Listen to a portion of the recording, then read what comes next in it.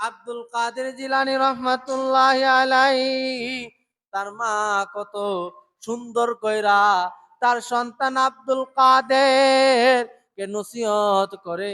আব্দুল কাদের জিলানী রহমাতুল্লাহি আলাইহি যখন তিনি প্রাথমিক পড়ালেখা শেষ করে ফেলেন, তখন আব্দুল কাদের জিলানী রহমাতুল্লাহি আলাইহি তার মা তাকে বড় মানের উচ্চ মানের শিক্ষা দেওয়ার জন্য ইরাকের রাজধানী বন্ধু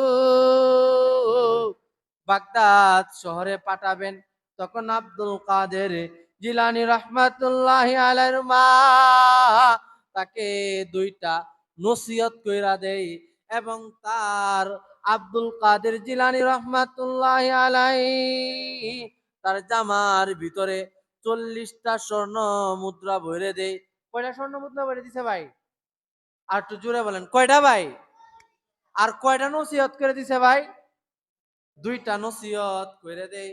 যখন আব্দুল কাদের জিলানী রহমাতুল্লাহি আলাইহি জামার ভিতরে তার মা 40টা স্বর্ণ মুদ্রা ভরে দেয় এবং সন্তানকে নসিহত করে, হে বাবা আব্দুল কাদের, আমি তোমাকে দুইটা নসিহত করে দেই। এক নাম্বার হইল, জীবনে কোনোদিন বাবা মিথ্যা কথা বলবা না, জীবনে কোনোদিন মানুষের উপর ভরসা করবা না, বরং আল্লাহ জাল্লা শানুর উপর সর্বদাই ভরসা করবা।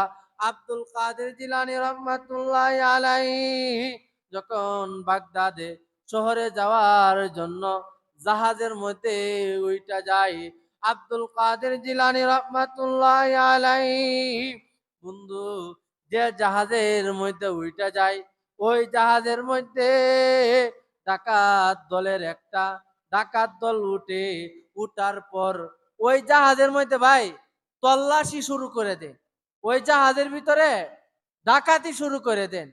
তো জাহাজের যারা আসিল সকলের কাছ থেকে যা কিছু পয়সা পাতি যা কিছু আসিল সবকিছু ডাকাতি কইরা ডাকাত দলরা নিয়ে যাইতেছে। তো সমস্ত ডাকাত দল চিন্তা করলো, সকলকে জিজ্ঞাসা করলাম, জাহাজের কোনারে একটা ছাত্র বসা, 12-14 বছরের একটা ছেলে, তারে তোমরা কোনো কিছু জিজ্ঞাসা করছো? তখন ডাকাত দলের একটা বলল, না, তাকে তো আমরা কোনো কিছু জিজ্ঞাসা করি নাই। তখন বলতেছে, ডাকাত দলের সর্দার বলতেছে যে, তোমরা একজন গিয়া ওই ছেলেটারে জিজ্ঞাসা করো তার কাছে কি আছে, তার কাছে একটা তল্লাশি করো। তখন যখন ভাই একটা ডাকাত দল ওই ছোট্ট আব্দুল কাদের জিলানী রহমাতুল্লাহ আলাইহির কাছে গেলেন, গিয়া ওই বালককে জিজ্ঞাসা করতেছেন যে, বাবা তোমার কাছে কি আছে? তখন আব্দুল কাদের জিলানী রহমাতুল্লাহ আলাইহি উত্তর দিলেন যে, আমার মা আমার এই কোমরের মধ্যে জামার ভিতরে 40টা স্বর্ণ মুদ্রা ভরে দিছে। সুবহানাল্লাহ কইতেন না? তখন বলতেছে, তোমার এই জামার ভিতরে 40টা স্বর্ণ মুদ্রা আছে, তুমি যদি কথা না বলতা, তুমি ছাত্র মানুষ, তোমার আমরা এত চেক করতাম না, তোমার এইভাবে ছেড়ে দিতাম। তখন ওই আব্দুল কাদের জিলানী রহমাতুল্লাহ আলাইহি ওই ডাকাত দলকে বলতেছে, বাইরে আমার মা এমন একটা মা, আমার মা দুইটা নসিহত করে দিছিল। এক নাম্বার নসিহত হইলো, বাবা জীবন চইলা যাবে, কখনো মিথ্যা কথা বলা যাবে না, কারণ মিথ্যা কথা বলার কারণে আল্লাহ জাল্লা শানু পিচি দিয়া তোমার জিহ্বা কেটে ফেলবে। আরেকটা হইল, আল্লাহর উপর সর্বদাই ভরসা করার জন্য। কি কারণে ভাই? আমি আল্লাহকে বই কইরা আমার মার আদেশ পালনার্থে আমার শরীরের মধ্যে 40টা স্বর্ণ মুদ্রা আছে, এখন যদি আমি না করি যে আমার কাছে স্বর্ণ মুদ্রা নাই, তাহলে মিথ্যা কথা হইতেছে। এক হইল আল্লাহর হুকুম লঙ্ঘন হইতেছে, আরেকটা হইল আমার মার হুকুম লঙ্ঘন হইতেছে। এই কারণে ভাই আমি জাহান্নামের দিকে তাকায়া আমি মিথ্যা কথা বলছি না, আমি সত্য কথা বলছি। সুবহানাল্লাহ কইতেন না?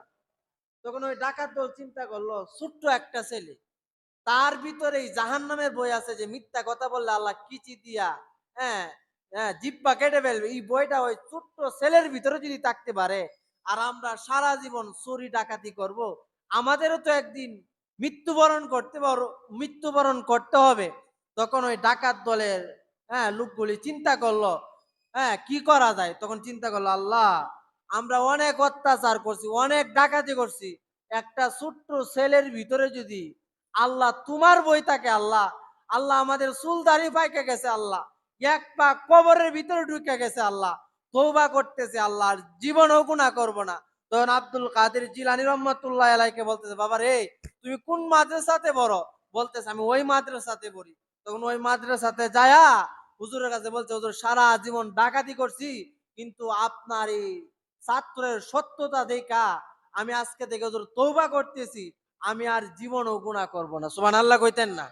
তখন ওই ভাই, ওই ডাকাত দলগুলি এমন ভাবে আল্লাহর নিকট তওবা করছে, ওই ডাকাত দলগুলি তখন ওই জামানার সবচেয়ে বড় আল্লাহর ওলি হয়ে গেছে। সুবহানাল্লাহ কইতেন না? এই জন্য ভাই, আমাদের প্রয়োজন হইলো আমাদের সন্তানদেরকে এখন থেকে ভাই সত্য কথা শিখানো, আমাদের সন্তানদেরকে এখন থেকে মসজিদের দিকে ডাকা। আপনার সন্তান হইলো কাদামাটির মতো, আপনি কাদামাটি দিয়ে যা বানাইতে চান তাই হইব। আপনার সন্তানকে আপনি যা শিক্ষা দেন, আপনার সন্তান তাই শিখবো। কাজে আল্লাহ পাক রব্বুল আলামিন আমার আপনার প্রত্যেকের সন্তানাদিদেরকে যেন আমরা সুশিক্ষায় শিক্ষিত করতে পারি, এই জন্য তৌফিক দান করুন। যারা সুন্নত পাইন আমরা